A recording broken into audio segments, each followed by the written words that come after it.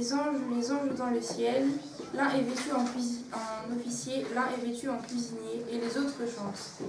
Bel officier couleur du ciel, le doux printemps longtemps après Noël, te médaillera d'un beau soleil, d'un beau soleil. Le cuisinier plume les oies, ah, tombe neige, tombe que neige, ma bien-aimée entre mes bras. Apollinaire. Criminel que Barabbas, cornu comme les mauvais anges, quel Bézébut es-tu là-bas, nourri d'immondices et de fanges, nous n'irons pas à tes sabbats. Le colchique couleur de cerne et de lilas, il fleurit, tes yeux sont comme cette fleur-là, violate comme les cernes et comme cet automne, et ma vie pour tes yeux lentement s'empoisonne. Sur la côte du Texas, entre Mobile et Galveston, il y a un grand jardin tout plein de roses. Il contient aussi une villa, qui est une grande rose. Une femme se promène souvent dans ce jardin, toute seule, et quand je passe sur la route bordée de tilleuls, nous nous regardons. Comme cette femme est ménonite. Ses rosiers et ses vêtements n'ont pas de boutons, il en manque deux à mon veston, la dame et moi suivons presque les mêmes rites. L'anémone et mélancolie ont poussé dans le jardin, ou dans la mélancolie, entre l'amour et le dédain. Il y vient aussi de nos ombres que le soleil dissipera. Dans la hauterie à Cologne, elle allait et venait le soir.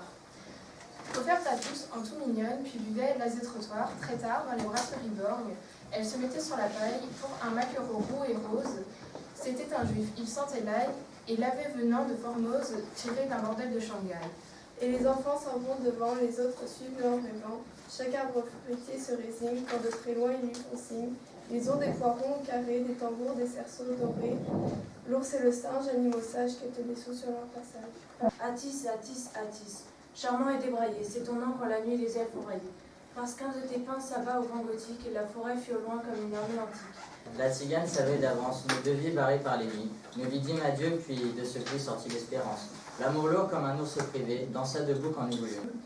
Et l'oiseau bleu perdit ses plumes, et les mendiants leur avaient. On sait très bien que l'on se damne, mais l'espoir d'aimer en chemin nous fait penser main dans la main à ce qu'a prédit la tzigane. Et son allant là-bas, le paysan chantonne une chanson d'amour et d'infidélité qui parle d'une bague et d'un cœur que l'on brise. Oh l'automne, l'automne a fait mourir l'été. Et dans le brouillard s'en vont deux silhouettes grises. Le chapeau à la main, il entra sur le pied droit. C'est un tailleur très chic et fournisseur du roi. Ce commerçant venait de couper quelques têtes de mannequins vêtus comme il faut qu'on se vête. Mais le canal était désert, le quai aussi, et nul ne vit comment mes baisers retrouvèrent celle à qui j'ai donné ma vie, un jour, pendant plus de 2 heures. Je la surnommai Rosemonde, voulant pouvoir me rappeler, sa bouche fleurie en Hollande, puis lentement je m'en allais pour quêter la rose du monde. Hors des vergers fleuris, se figeaient en arrière, les pétales tombés des cerisiers de mai sont les ongles de celle que j'ai tant aimée. Les pétales flétris sont comme ses paupières.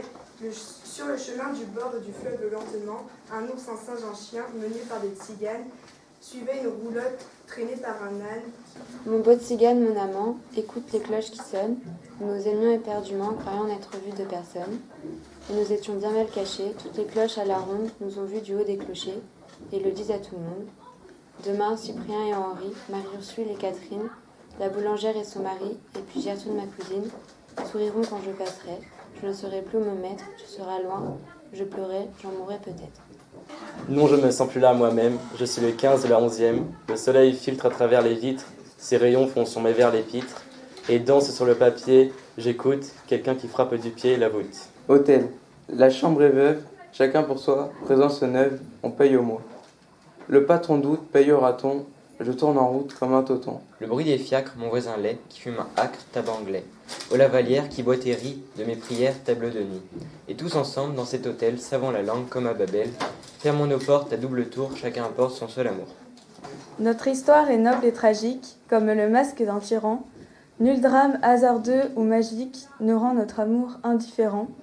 Et Thomas de Quincey, buvant l'opium, poison doux et chaste, à sa pauvre âne allait rêvant. Passons, passons, puisque tout passe, je me retournerai souvent. Les souvenirs sont corps de chasse, dont meurt le bruit parmi le vent. Ne sois pas laxif et peureux, comme le lièvre et l'amoureux, mais que toujours ton cerveau soit la hase pleine qui conçoit. Le lapin. Je connais un autre connard, que tout vivant je voudrais prendre, sa garenne est parmi le thym des vallons du pays de Tendre. La souris. Belle journée, souris du temps, vous rongez peu à peu ma vie. Dieu, je vais avoir 28 ans et mal vécu à mon envie. Ce commerçant venait de couper quelques têtes de mannequins vêtus comme il faut qu'on se vête. Et les foules en tous sens remuaient des ombres sans amour qui se traînaient par terre, et des mains vers le ciel plein de lacs de lumière s'envolaient quelquefois comme des oiseaux blancs. Mon bateau partira demain pour l'Amérique, et je ne reviendrai jamais, avec l'argent gagné dans les prairies lyriques, guider mon ombre aveugle en ces rues que j'aimais. Correspondance. La nature est un temple où de vivants piliers laissent parfois sortir de confuses paroles. L'homme y passe à travers des forêts de symboles qu'il observe avec des regards familiers. Comme de longs échos qui de loin se confondent dans une ténébreuse et profonde unité. Vaste comme la nuit et comme la clarté, les parfums, les couleurs et les sons se répondent. Il est des parfums frais comme des chairs d'enfants, doux comme les hauts de bois, verts comme les prairies, et d'autres corrompus, riches et triomphants, ayant l'expansion des choses infinies, comme l'ambre, le musc, les benjoins, qui chantent les transports de l'esprit et des sens. Charles Baudelaire, Les Fleurs du Mal, 1857.